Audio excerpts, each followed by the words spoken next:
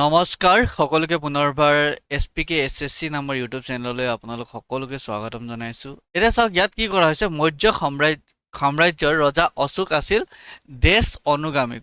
কোনটো ধৰ্মৰ তেওঁ অনুগামী আছিলে? তেওঁ আছিলে কি বুদ্ধ ধৰ্মৰ, বুদ্ধিজিমৰ তেওঁ অনুগামী আছিলে লাগিব। এতিয়া চাওক আমাৰ যিটো Ashoka was the grandson of Chandragupta Maurya, the founder of Maurya empire. অৰ্থাৎ মৌৰ্য যিটো বংশ হয়, এই মৌৰ্য বংশৰ প্ৰতিষ্ঠাপক আছিলে কোন? চন্দ্ৰগুপ্ত মৌৰ্য। এতিয়া চন্দ্ৰগুপ্ত মৌৰ্যৰ কথা আমি আলোচনা কৰাৰ লগতে বা চন্দ্ৰগুপ্ত মৌৰ্যৰ কথা যদি আমি আলোচনা কৰোঁ, তেতিয়াহ'লে আমি আৰু এজন ব্যক্তিৰ নাম আমি মনত ৰাখিব লাগিব। কাৰ নাম মনত ৰাখিব লাগিব? বিষ্ণুগুপ্তৰ নাম আমি মনত ৰাখিব লাগিব। মানে এই বিষ্ণুগুপ্ত যিজন আছিলে, এই বিষ্ণুগুপ্তই চন্দ্ৰগুপ্ত মৌৰ্যক ৰজা বনোৱাৰ ক্ষেত্ৰত গুৰুত্বপূৰ্ণ ভূমিকা পালন কৰিছিলে। কাৰণ তেখেতে ৰজাৰ যি গুণ থাকিব লাগে, এজন ৰজাৰ গাত যিবিলাক গুণ থাকিব লাগে, সেই গুণবিলাক বিকশিত কৰাৰ ক্ষেত্ৰত চন্দ্ৰগুপ্ত মৌৰ্যৰ শৰীৰত সেইবিলাক গুণ বিকশিত কৰাৰ ক্ষেত্ৰত গুৰুত্বপূৰ্ণ ভূমিকা পালন কৰিছিলে। আৰু পৰৱৰ্তী সময়ত তেখেতে চন্দ্ৰগুপ্ত মৌৰ্যক ভাৰতবৰ্ষৰ এজন শক্তিশালী ৰজা হিচাপে প্ৰতিষ্ঠা কৰিবৰ কাৰণে সক্ষম হৈছিলে। আৰু চন্দ্ৰগুপ্ত মৌৰ্য বা মৌৰ্য সাম্ৰাজ্যৰ সেই সময়ত তেখেতে বিভিন্ন ধৰণৰ কাৰ্য সম্পাদন কৰিছিলে। ৰজাৰ উপদেশক হিচাপেও তেখেতে কাম কৰিছিলে। লগতে তেখেতে এখন গুৰুত্বপূৰ্ণ কিতাপ লিখিছিলে, যিখন কিতাপে ভাৰতবৰ্ষৰ লগতে বিশ্বৰ যিটো শাসন ব্যৱস্থা হয়, এই শাসন ব্যৱস্থাসমূহ বিকশিত কৰাৰ ক্ষেত্ৰত গুৰুত্বপূৰ্ণ ভূমিকা পালন কৰিছিলে। এতিয়া মেকিয়াভেলিয়ে দ্য প্ৰিন্স নামৰ এখন গ্ৰন্থ লিখিছিলে। সেই গ্ৰন্থখনত ৰজা এজনৰ কেনেকুৱা ধৰণৰ গুণ থাকিব লাগে, এইখিনি কথা মেকিয়াভেলিয়ে লেখা বহু বছৰ আগতেই আমাৰ অৰ্থশাস্ত্ৰ চন্দ্ৰগুপ্ত মৌৰ্যই লিখিছিলে। এনেকুৱা ধৰণৰ যিবিলাক কথা হয়, বা ৰজাৰ গুণ কেনেকুৱা ধৰণৰ হ'ব লাগিব, ৰজাই কেনেকুৱা শাসক হ'ব লাগিব, যদি বামুণ এজন শাসক হয় তেতিয়াহ'লে দেশখন কেনেকুৱা ধৰণৰ হ'ব, এনেকুৱা ধৰণৰ বিভিন্ন ধৰণৰ কথা চাণক্য নীতি, এই চাণক্য নীতিসমূহত উল্লেখ কৰা আমি দেখিবলৈ পাওঁ। এতিয়া আমি চাওঁ যে কলিংগ যুদ্ধৰ পিছত অশোকে কেতিয়াও যুদ্ধ নকৰাৰ প্ৰতিজ্ঞা গ্ৰহণ কৰিছিল। এতিয়া যিটো কলিংগ, যদি আপোনালোকে শ্বাহৰুখ খানৰ অশোকা ফিল্ম চাইছে, তেতিয়াহ'লে অশোক ফিল্ম যিখন হয়, সেইখন যদি আপোনালোকে চাইছে, তেতিয়াহ'লে কলিংগ যুদ্ধ কেনেকুৱা ধৰণৰ ভয়াৱহ এটা যুদ্ধ আছিলে আপোনালোকে নিশ্চয় দেখা পাইছে। যদি ফিল্মত চাইছে তেতিয়াহ'লে আপোনালোকে নিশ্চয় সেই কল্পনা কৰিব পাৰে। এতিয়া চাওক ইয়াত কি কৰিছিলে, তাৰপিছত সেই যুদ্ধত যি সংঘাৰ হ'ল, এই নৰসংহাৰৰ পিছত তেখেতে কি কৰিলে, তেখেতে এটা কথা ৰিয়েলাইজ কৰিলে যে যুদ্ধই নহ'ব, এটা যুদ্ধৰ এৰি এতিয়া শান্তিহে আনিব লাগিব। শান্তিৰ যোগেদি মানে মানসিক শান্তিতে আছে, এই কথাটো তেখেতে উপলব্ধি কৰি যুদ্ধ কেতিয়াও নকৰাৰ প্ৰতিজ্ঞা লৈছিলে। তেওঁ সামৰিক বিজয়ৰ পৰা সংস্কৃতিক প্ৰভাৱলৈ স্থানান্তৰ হয়। আৰু যুদ্ধৰ ঢোল, তাই ধৰ্মঘোষা শব্দৰ তেওঁ বা তেখেতে ধৰ্মৰ প্ৰতি বেছি আসক্ত হয়। তেখেতে বৌদ্ধিক যিটো ধৰ্ম হয়, এই বৌদ্ধ ধৰ্ম ওপৰত বহুত বেছি পৰিমাণে আকৰ্ষিত হৈছিলে, আৰু তেখেতে নিজেও বৌদ্ধ ধৰ্ম প্ৰসাৰৰ কাৰণে কাম কৰিছিলে। চাওক ভাৰতবৰ্ষৰ আৰ্থ সামাজিক জাতি লোকপিয়ল, ইয়াত কিহৰ কথা কৈছে, ছ'চিঅ' ইকনমি কাষ্ট চেঞ্চাছ যিটো হয় 2011, ইয়াত কি কৰা হৈছে, গ্ৰাম্য অনুসৰি পৰিয়ালসমূহক দেশ বঞ্চনাৰ পৰিমাপৰ ওপৰত তেওঁলোকৰ অৱস্থাৰ ওপৰত ভিত্তি কৰি অন্য শ্ৰেণীৰ অধীনত ৰেংকিং কৰাৰ অনুমতি দিয়া হৈছে। দেশ কিমান নম্বৰ ৰেংকিং দিয়াৰ ব্যৱস্থা কৰা হৈছে। বঞ্চনাৰ 7টা সূচক হ'ল মাত্ৰ এটা কোঠা, কোচা বেৰ বা কোচাৰ ছাল থকা ঘৰ। যদি আমি তাৰপিছত যদি আমি চাওঁ, 16ৰ পৰা 59 বছৰৰ ভিতৰত কোনো প্ৰাপ্তবয়স্ক সদস্য নহয়। তাৰপিছত 16ৰ পৰা 59 বছৰ কোনো প্ৰাপ্তবয়স্ক পুৰুষ সদস্য নথকা মহিলা মুৰব্বী পৰিয়াল। তাৰপাছত যদি আমি চাওঁ, অক্ষম সদস্য, কোনো সক্ষম প্ৰাপ্তবয়স্ক সদস্য নথকা পৰিয়াল, অনুসূচিত জাতি জনজাতিৰ পৰিয়াল। তাৰপাছত কি কৰা হৈছে, household with no' literate adult এভভ 25 বছৰ বয়সৰ অধিক থকা শিক্ষিত লোক নথকা। তাৰপাছত 25 বছৰৰ ওপৰৰ সাক্ষৰ প্ৰাপ্তবয়স্ক নথকা পৰিয়াল, আৰু ভূমিহীন পৰিয়ালসমূহকো নিজৰ আয়ৰ এটা ডাঙৰ অংশ হাতত আকস্মিক শ্ৰমৰ পৰা আহৰণ কৰে। এইখিনি আমি মনত ৰাখিব লাগিব। ঠিক আছে। ভাৰতৰ কোনটো ধৰ্মীয় অনুষ্ঠানৰ সময়ত ভক্তসকলে গংগা নদীত পবিত্ৰ ডুব লৈ তেওঁলোকৰ পাপ ধুই পেলায় বুলি বিশ্বাস কৰি নদীৰ পাৰত বিভিন্ন ধৰণৰ ৰীতি নীতি কৰে? এতিয়া আমাৰ হিন্দু ধৰ্মৰ মতে কি কৰা হয় ভক্তসকলে পবিত্ৰ গংগা নদীত ডুব লয় তেওঁলোকৰ যি পাপ আছে সেই পাপৰ পৰা তেওঁলোকে মুক্তি লাভ কৰে বা তেওঁলোকৰ যি পাপ আছে সেই পাপ খণ্ডন হয় বুলি বিশ্বাস কৰে আৰু নদীৰ পাৰত বিভিন্ন ধৰণৰ তেওঁলোকে ৰীতি নীতি পালন কৰে আমি কেইদিনমান আগতে দেখি আহিছোঁ হয়নে 144 বছৰৰ পিছত 144 ইয়াৰ্ছৰ পিছত এনেকুৱা ধৰণৰ এটা মহাকুম্ভ আমি দেখিবলৈ পাইছিলোঁ যেতিয়া মহাকুম্ভ হয় এই মহাকুম্ভতে বা কুম্ভ মেলাতে কি কৰা হয় আমাৰ যিসকল হিন্দু ধৰ্মৰ ওপৰত বিশ্বাসী হয় এই বিশ্বাসীসকলে কি কৰে তাত গংগা নদীত গৈ গা ধুৱে আৰু গা ধোৱাৰ পিছত তেখেতে জানি বুজি কৰা পাপ হওক বা অজানিতে হোৱা তেওঁৰ যোগেদি যি পাপ হয় এই পাপৰ পৰা তেওঁলোকে মুক্তি লাভ কৰে এতিয়া চাওক উপস্থিতিৰ ভিত্তিত বিশ্বৰ আটাইতকৈ ডাঙৰ উৎসৱটো ভাৰতবৰ্ষৰ কুম্ভ মেলা বুলি প্ৰায় গণ্য কৰা হয়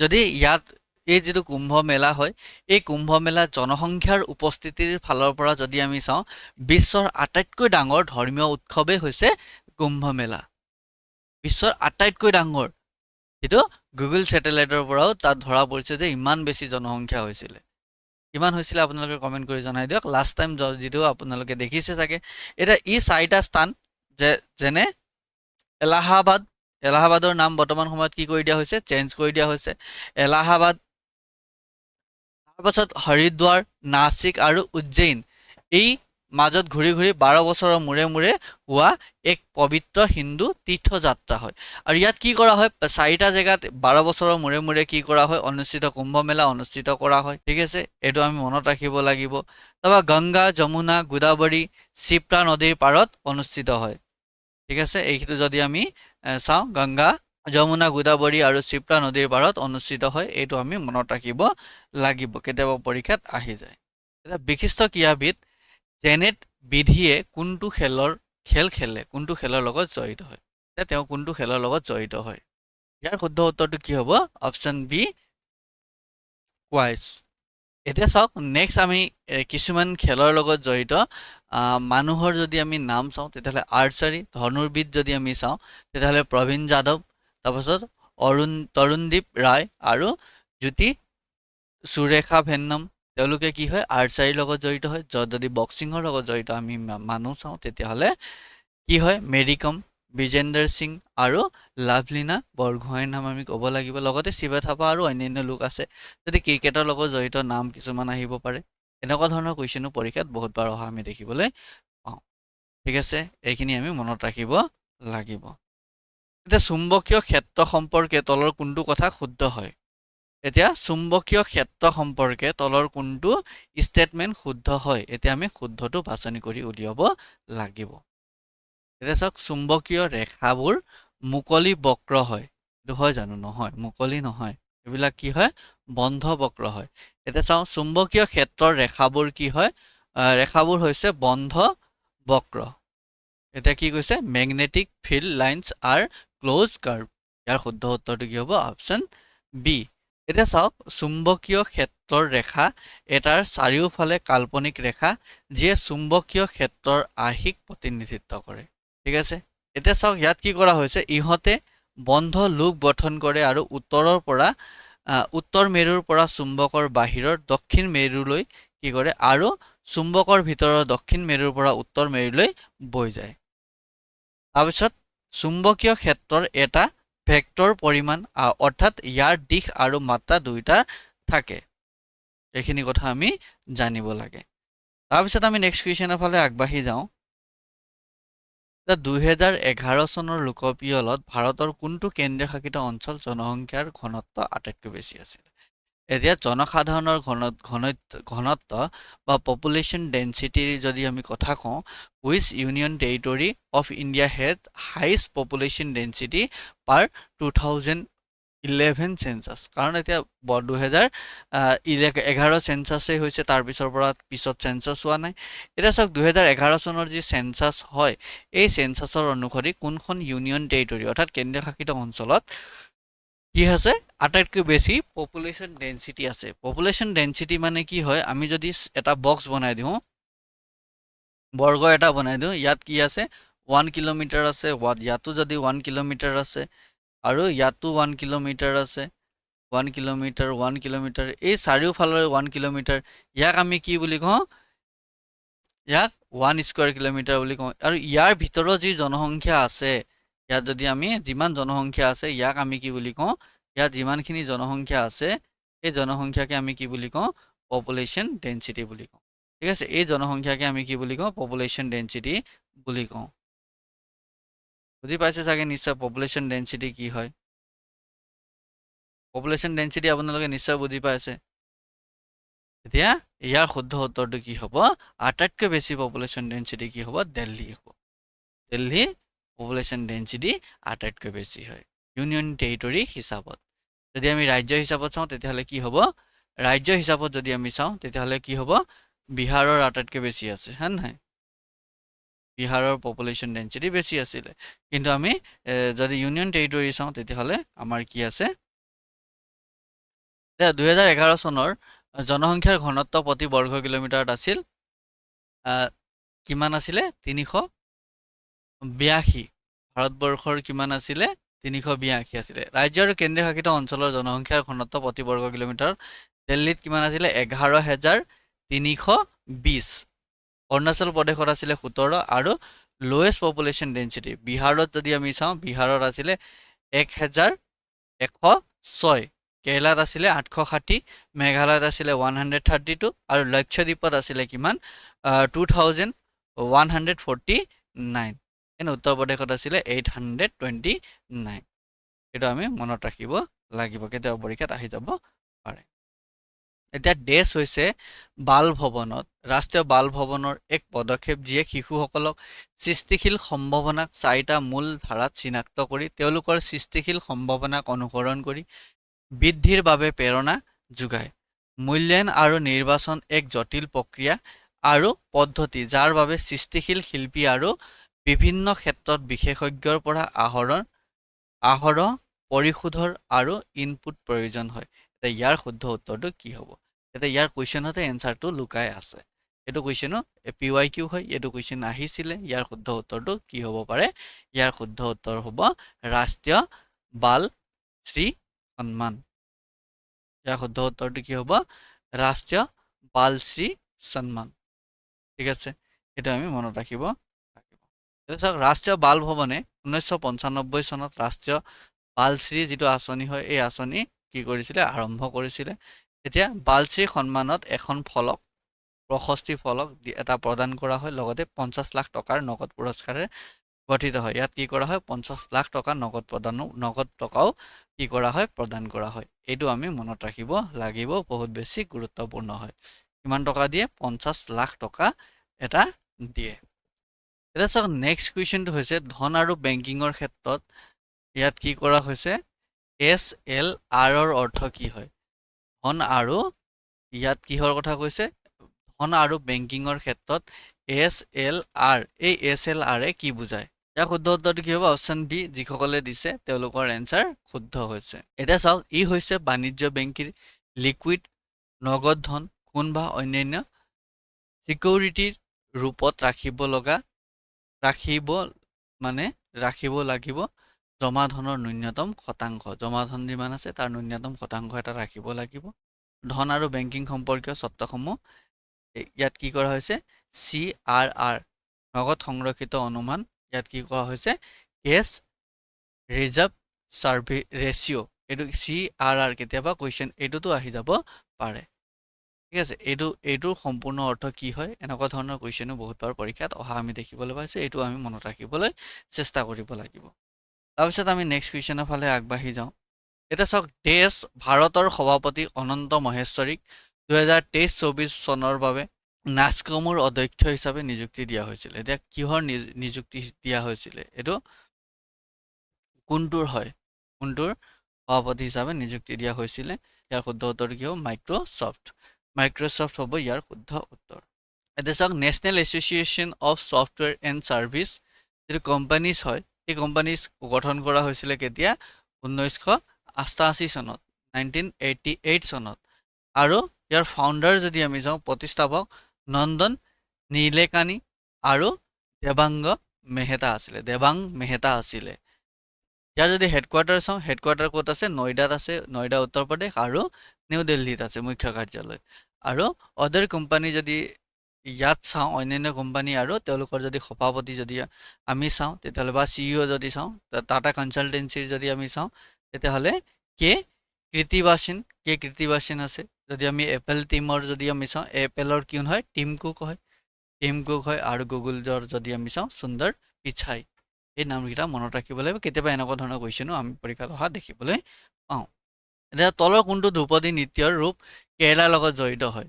এতিয়া which of the following classical dance from associated with Kerala? কেৰেলাৰ লগত জড়িত কোনটো হয়? কেৰেলাৰ লগত জড়িত কোনটো হয়? মোহিনী নাট্যম হয়। ঠিক আছে, কোনটো হয়? মোহিনী নাট্যম হয়। এইটো আমি মনত ৰাখিব লাগিব। এতিয়া যদি আমি চাওঁ other classical dance from and their associated state যদি আমি চাওঁ, তেতিয়াহ'লে আমাৰ যিটো কথক হয়, এই কথকটো ক'ত আছে? উত্তৰ ভাৰতত হয়। তাৰপিছত ওড়িশী ক'ত আছে? উৰিষ্যাৰ লগত হয়। ওড়িশী ক'ৰ হয়? উৰিষ্যাৰ লগত জড়িত হয়।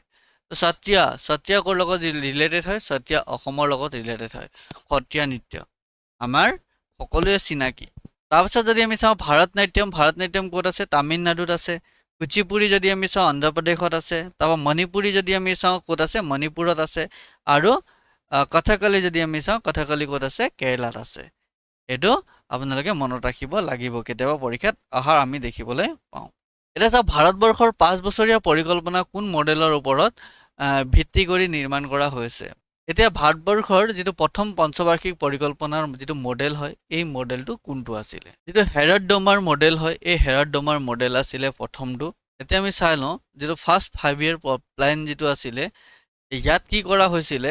ইয়াত মূলতঃ বান্ধ আৰু জলসিঞ্চনত বিনিয়োগকে ধৰি কৃষি খণ্ডক সম্বোধন কৰা হৈছিলে। আৰু ইয়াত কি কৰা হৈছিলে? 5খন ভাৰতীয় প্ৰযুক্তি প্ৰতিষ্ঠান স্থাপন কৰা হৈছিলে। ইয়াত 5 কি কৰা হৈছিলে? ইণ্ডিয়ান ইনষ্টিটিউট অফ টেকন'লজি কি কৰা হৈছিলে? ইষ্টাব্লিছ কৰা হৈছিলে। আৰু ছেকেণ্ড যিটো 5 year প্লেন আছিলে, এই ছেকেণ্ড 5 year প্লেন ইয়াৰ খচৰা কৰিছিলে কোনে? মহালানোবিছ। যিটো আমাৰ প্ৰথমৰ কথা সুধিছিলে, ছেকেণ্ডটো আছিলে, এই ছেকেণ্ডটো হৈছে। এতিয়া ফ'ৰ্থ যিটো প্লেন আছিলে, যিটো চতুৰ্থ পঞ্চবাৰ্ষিক পৰিকল্পনা আছিলে, ইয়াৰ গাডগিল যিটো সূত্ৰ হয়, এই গাডগিল ফৰ্মুলালৈ কি কৰা হৈছিলে? নিৰ্মাণ কৰা হৈছিলে। এইটো আমি মনত ৰাখিব লাগিব। এতিয়া নেক্সট কুৱেশ্যন, মুখ্যমন্ত্ৰী গ্ৰামীণ আৱাস, এই আৱাস যোজনা উদ্বোধনী পৰ্যায়ত অংশগ্ৰহণ হিচাপে ৰাজ্যখনৰ গ্ৰাম্য অঞ্চলত 47,000তকৈ অধিক দৰিদ্ৰ কি কৰা হৈছে? দৰিদ্ৰ বাসিন্দা কি কৰা হৈছে? গৃহ প্ৰদানৰ পৰিকল্পনা উন্মোচন কৰিছে কোনখন ৰাজ্য চৰকাৰে? কোনখন ৰাজ্য চৰকাৰে কি কৰিছিলে? প্ৰধানমন্ত্ৰী গ্ৰামীণ আৱাস যোজনা, এই আৱাস যোজনাৰ অধীনত 47,000 ঘৰ প্ৰদান কৰা হৈছিলে যিসকল দৰিদ্ৰ লোক আছে তেওঁলোকৰ। এতিয়া ইয়াৰ শুদ্ধ উত্তৰটো কি হ'ব? কোনখন ৰাজ্যই কৰিছিলে এই কামটো? প্ৰধানমন্ত্ৰী আৱাস যোজনা আছিলে ন? তেনেকুৱা ধৰণৰ সেইটো একে নাম আৰু প্ৰধানমন্ত্ৰীৰ জেগাত মুখ্যমন্ত্ৰী আৱাস যোজনা। এই আৱাস যোজনাৰ অধীনত কি কৰিছিলে? 47,000 ঘৰ দিছিলে কোনে? ছত্তীশগড় চৰকাৰে বা ছত্তীশগড় চৰকাৰে দিছিলে। তাৰপিছত মুখ্যমন্ত্ৰী গ্ৰামীণ আৱাস ন্যাসৰ যোজনা যিটো আছিলে 2023 চনৰ পৰা আৰম্ভ হৈছিলে। আৰু ইয়াৰ কি কৰা হৈছিলে? লাভ হৈছিলে ঘৰ নিৰ্মাণৰ বাবে আৰ্থিক সাহায্য। আৰু নোডেল বিভাগ পঞ্চায়ত আৰু গাঁও উন্নয়ন বিভাগৰ যিটো ছত্তীশগড় আছে, এই ছত্তীশগড়ে কৰিছিলে। কোনে কৰিছিলে? পঞ্চায়ত আৰু যিটো গ্ৰাম্য উন্নয়ন হয়, ইয়াত নোডেল ডিপাৰ্টমেণ্ট কোন আছিলে? Department of panchayat and village development ছত্তীশগড়ে কৰিছিলে। এতিয়া চাওক, ভাৰতৰ পৰৱৰ্তী 5 বছৰীয়া পৰিকল্পনাৰ ভিতৰত কোনটোৰ লক্ষ্য আছিল ভাৰতবৰ্ষক আত্মনিৰ্ভৰশীল আৰু স্বাধীন অৰ্থনীতি হিচাপে গঢ়ি তোলা? এতিয়া ভাৰতবৰ্ষৰ স্বাধীন অৰ্থনীতি হিচাপে গঢ়ি তোলা যিটো নীতি হয় বা লক্ষ্য, কোনখন পঞ্চবাৰ্ষিক পৰিকল্পনাৰ আছিলে? স্বাধীন অৰ্থনীতি হিচাপে গঢ়ি তোলা যিটো পৰিকল্পনা হয়, এই পৰিকল্পনা কোনটো পঞ্চবাৰ্ষিক পৰিকল্পনা আছিলে? শুদ্ধ উত্তৰটো কি হ'ব? থাৰ্ড পঞ্চবাৰ্ষিক পৰিকল্পনা। 3 নম্বৰ যিটো পঞ্চবাৰ্ষিক পৰিকল্পনা হয়, এই পঞ্চবাৰ্ষিক পৰিকল্পনা হ'ব ইয়াৰ শুদ্ধ উত্তৰ। তৃতীয় পঞ্চবাৰ্ষিক পৰিকল্পনা যিটো কেতিয়া হৈছিলে? 1961 পৰা 1966লৈকে 5.6% বৃদ্ধিৰ লক্ষ্যৰে কৃষি, বিশেষকৈ ঘেঁহুৰ উৎপাদন বৃদ্ধি কৰাৰ লক্ষ্য আছিলে। আৰু ইয়াৰ কিন্তু মাত্ৰ 2.8% বৃদ্ধি লাভ কৰিছিলে। কেইবাটাও অভাৱনীয় প্ৰত্যাহ্বানৰ বাবে ই হেৰুৱাই পেলাইছিল। মানে বহুত বেছি চেলেঞ্জেছ আছিলে। এতিয়া চাওক ইয়াত যদি আমি চাওঁ ইয়াৰ ভিতৰত 1962 চনৰ চীনৰ আগ্ৰাসন, 1965 চনত ভাৰত পাক যুদ্ধ আৰু 1966 চনত হোৱা ভয়াৱহ খৰাং আদি অন্যতম কাৰণ আছিলে এই যিটো পৰিকল্পনা হয় এই পৰিকল্পনাটো সফল নোহোৱাৰ। ঠিক আছে, ফলত পৰিকল্পনাৰ গুৰুত্ব উন্নয়নৰ পৰা প্ৰতিৰক্ষা আৰু উন্নয়ন মিশ্ৰণলৈ স্থানান্তৰ হৈছিলে। When was the first Commonwealth Games held? Commonwealth যিটো গেম হয়, কমনৱেলথ গেমছ কেতিয়া প্ৰথম অনুষ্ঠিত হৈছিলে? প্ৰথম কমনৱেলথ গেমছ যিটো হয় এই কমনৱেলথ গেমছ কেতিয়া অনুষ্ঠিত হৈছিলে? কমনৱেলথ গেমছ কেতিয়া হৈছিলে? কেতিয়া হৈছিলে? 30ত হৈছিলে কমনৱেলথ গেমছ প্ৰথমবাৰৰ বাবে। ঠিক আছে, কমনৱেলথ গেমছৰ আৰম্ভণি হয় কানাডাৰ হেমিল্টনত উদ্বোধনী আয়োজক হিচাপে আছিলে আৰু ইয়াত কি কৰা হৈছিলে? ইয়াত বেলেগ বেলেগ সময়ত বেলেগ বেলেগে কি কৰি আছিলে? ইয়াক হোষ্ট কৰিছিলে। 1934 চনত ইংলেণ্ডে আৰু অষ্ট্ৰেলিয়াই কৰিছিলে, 1990ত নিউজিলেণ্ড, তাৰপিছত ইণ্ডিয়াই কৰিছিলে 2022, ইংলেণ্ড, এনেকৈ ধৰণৰ বিভিন্ন ধৰণৰ ৰাষ্ট্ৰবিলাকে কি কৰিছিলে? এই কমনৱেলথ গেমছক কি কৰিছিলে? হোষ্টিং কৰিছিলে। নেক্সট কুৱেশ্যনৰ ফালে আমি আগবাঢ়ি যাওঁ। তলৰ উল্লেখ কৰা সকলৰ ভিতৰত ভাৰতবৰ্ষৰ সংবিধান সভাৰ সভাপতি হিচাপে নিৰ্বাচিত হৈছিলে। এতিয়া ইয়াত কি কোৱা হৈছে? হু of the following was elected president of constitute assembly of India? ভাৰতবৰ্ষৰ যিটো সংবিধান সভা হয় এই সংবিধান সভাৰ নিৰ্বাচিত সদস্য, ইয়াত কিহৰ কথা কৈছে? নিৰ্বাচিত অধ্যক্ষৰ কথা বা প্ৰেচিডেণ্টৰ কথা কৈছে। এটা নিৰ্বাচিত প্ৰেচিডেণ্ট কোন আছিলে?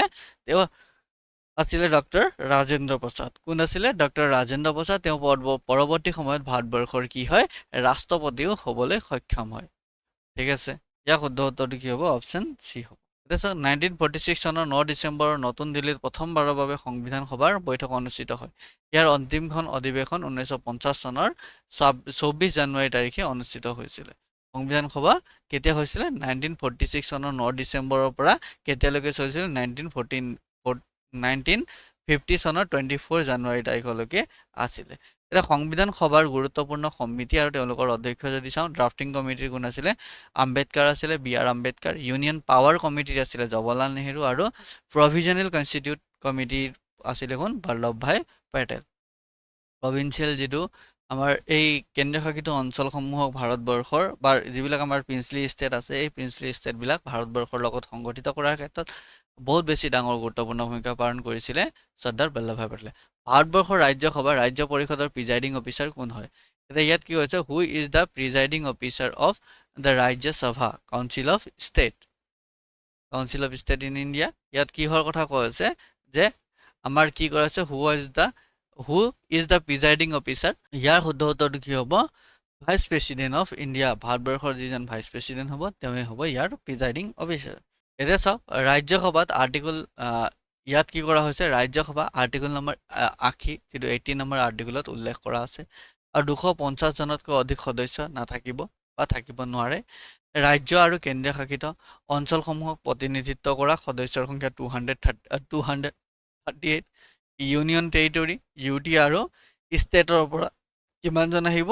238 আহিব। আৰু ৰাষ্ট্ৰপতিয়ে 12জন সদস্যক মনোনীত কৰিব পাৰিব আৰু ইয়াত কিমান হ'ব? ই হ'ব 12জন সদস্য আৰু ই টোটেল কিমান হ'ব? 250 মেম্বাৰ হ'ব পাৰিব, MP হ'ব পাৰিব। এতিয়া it is a permanent body. এইটো এটা কি হয়? স্থায়ী সংস্থা হয়। এই লোকসভা ৰাজ্যসভা কেতিয়াও ভংগ নহয় আৰু প্ৰতিজন সদস্য কি কৰা হয়? 6 ইয়েৰ্ছৰ কাৰণে। কিমান হয়? 6 ইয়েৰ্ছ। এজন MPৰ কাৰ্যকাল কিমান হ'ব? 6 বছৰ হ'ব। আৰু ইয়াৰ ex official chairman the vice president of India is ex official chairman of Rajya Sabha. ৰাজ্যসভাৰ এক্স অফিচিয়েল চেয়াৰমেন কোন হ'ব? ভাৰতবৰ্ষৰ যিজন ভাইচ প্ৰেচিডেণ্ট হ'ব সেই ভাইচ প্ৰেচিডেণ্টজনে এক্স অফিচিয়েল চেয়াৰমেন হ'ব। আৰু সদনে সদস্যসকলৰ মাজৰ পৰা এজন উপসভাপতি নিৰ্বাচন কৰিব। এতিয়া the house also' elect a deputy chairman from among the its member. ইয়াৰ যদি আমি চাওঁ ইয়াৰ সদস্যসকলৰ ভিতৰত এজনক কি কৰা হয়? উপসভাপতি হিচাপে নিৰ্বাচন কৰা হয়। এতিয়া চাওক 2023 চনত পঞ্জাৱত ট্ৰেক্টৰ ষ্টাণ্ট কোনে নিষিদ্ধ কৰিছিল? Who banned the tractor stunt in Punjab 2023? 2023 tractor stunt কোনে কি কৰিছিলে বন্ধ কৰিছিলে বা নিষিদ্ধ কৰিছিলে ইয়াৰ শুদ্ধ উত্তৰ হ'ব ভগৱান মান এতিয়া চাওক ভাৰতীয় ৰাজনীতিবিদ আৰু পাঞ্জাবৰ কি হয় 17 সংখ্যক মুখ্যমন্ত্ৰী তেওঁ এজন কি হয় ভাৰতীয় ৰাজনীতিবিদ লগতে পাঞ্জাবৰ 17 সংখ্যক তেওঁ মুখ্যমন্ত্ৰী হয় আৰু Punjab also known as land of 5 river পাঞ্জাবক কি বুলি কোৱা হয় 5 নদীৰ দেশ বুলি কোৱা হয় কি বুলি কোৱা হয় 5 নদীৰ দেশ বুলি কোৱা হয় এতিয়া এই 5খন নদী আমি যদি চাওঁ তেতিয়াহ'লে 5খন নদী হৈছে বিয়াস চেনাব ঝুলাম ৰবি সতলাজ এই নদী 5খন নদী আৰু এইটো কথা আমি মনত ৰাখিব লাগিব এই 5খন আৰু ইয়াত কি হয় লেজিসলেটিভ এছেম্বলিত 117খন সিট আছে পাঞ্জাবত আৰু ৰাজ্যসভাত 7খন সিট আছে আৰু লোকসভাত কিমানটা আছে 13খন সিট আছে এইটো আমি মনত ৰাখিব লাগিব বহুত বেছি গুৰুত্বপূৰ্ণ হয় আৰু যদি ইয়াৰ ষ্টেট এনিমেলৰ কথা চাওঁ তেতিয়াহ'লে ব্লেক বাক ইয়াৰ ষ্টেট এনিমেল হয় আৰু ষ্টেট বাৰ্ডৰ কথা যদি আমি চাওঁ তেতিয়াহ'লে নৰ্দাৰ্ণ কোচাক ইয়াৰ কি হয় ষ্টেট বাৰ্ড হয় এইটো আমি মনত ৰাখিব লাগিব কেতিয়াবা পৰীক্ষাত অহাৰ সম্ভাৱনাও থাকে এতিয়া চাওক পণ্ডিত ভীমসেন যোশীয়ে কোনটো বছৰত সৰ্বোচ্চ অসামৰিক বঁটা ভাৰত ৰত্ন লাভ কৰিছিলে এটা পণ্ডিত ভীমসেন যোশীক কি কৰা হৈছিলে ভাৰত ৰত্ন বঁটা প্ৰদান কৰা হৈছিলে তেওঁ ভাৰত ৰত্ন বঁটা কেতিয়া লাভ কৰিছিলে কেতিয়া ভাৰত ৰত্ন বঁটা লাভ কৰিছিলে ইয়াৰ শুদ্ধ উত্তৰটো কি হ'ব 2009 চনত 2009 চনত তেখেতক ভাৰত ৰত্ন বঁটা দিয়া হৈছিল এতিয়া চাওক ভীমসেন যোশী ভাৰতবৰ্ষৰ অন্যতম বিশিষ্ট হিন্দুস্তানী শাস্ত্ৰীয় কণ্ঠশিল্পী হয় তেওঁ কিৰাণ ঘৰৰ অন্তৰ্গত হয় তাৰপিছত যদি চাওঁ আমি পদ্মভূষণ তেখেতে পদ্মভূষণ আৰু সংগীত নাটক একাডেমি এৱাৰ্ড তেখেতে লাভ কৰিবলৈ সক্ষম হৈছিলে আৰু তেখেতে কি কৰিছিলে ভাৰত ৰত্ন বঁটাও লাভ কৰিবৰ কাৰণে সক্ষম হৈছিলে এইটো আমি মনত ৰাখিব লাগিব বহুত বেছি গুৰুত্বপূৰ্ণ হয় আৰু ভাৰত ৰত্ন বিজয়ী সকলৰ নাম আপোনালোকক ইয়াত দিয়া আছে সেইটো আমি মনত ৰাখিব লাগিব বহুত বেছি গুৰুত্বপূৰ্ণ হয় তাৰপিছত আমি নেক্সট কুৱেশ্যনৰ ফালে আগবাঢ়ি যাওঁ নেক্সট কুৱেশ্যনটো হৈছে লং জাম্প ট্ৰেক অফ এটা গাঁতৰ পৰা 1 মিটাৰ দূৰত 10 চেণ্টিমিটাৰ বহল বৰ্ডৰ পৰা কৰিব লাগে ইয়াৰ শুদ্ধ উত্তৰটো হ'ব 20 চেণ্টিমিটাৰ হ'ব লাগিব আৰু নেক্সট কুৱেশ্যন চৰ্দাৰ বল্লভভাই পেটেল ডেছ চনত কি হৈছিলে কংগ্ৰেছৰ সভাপতি হিচাপে কাৰ্যনিৰ্বাহ কৰিছিলে এতিয়া চাওক ইয়াত কিহৰ কথা সুধিছে যে চৰ্দাৰ বল্লভভাই পেটেল আমাৰ ভাৰতবৰ্ষৰ যিটো INC হয় ইণ্ডিয়ান নেশ্যনেল কংগ্ৰেছ হয় এই ইণ্ডিয়ান নেশ্যনেল কংগ্ৰেছটো কি হৈছিলে 1885 চনত গঠন হৈছিলে আৰু 1885 চনত গঠন হোৱাৰ পৰৱৰ্তী সময়ৰ পৰা ইয়াৰ যিবিলাক বিভিন্ন ধৰণৰ অধিৱেশন হৈছিলে অধিৱেশনত বিভিন্ন লোকে সভাপতিত্ব কৰিছিলে এতিয়া ইয়াত কি হৈছে চৰ্দাৰ বল্লভভাই পেটেলে কিমান চনৰ অধিৱেশনত কি কৰিছিলে সভাপতিত্ব কৰিছিলে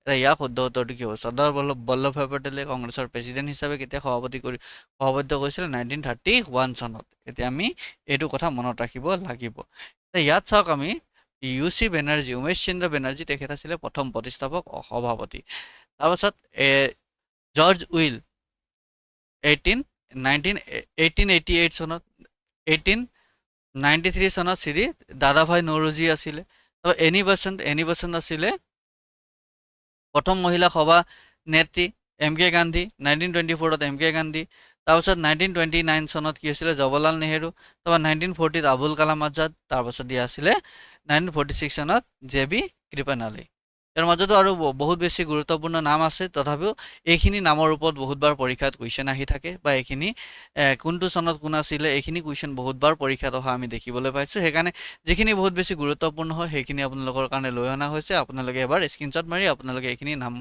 নাম মনত ৰাখিব লগতে চনখিনি মনত ৰাখিব আৰু এনিবাচন বহুত বেছি গুৰুত্বপূৰ্ণ হয় কাৰণ তেখেত কংগ্ৰেছৰ প্ৰথমগৰাকী মহিলা সভানেত্ৰী হৈছিলে এইটো আমি মনত ৰাখিব লাগিব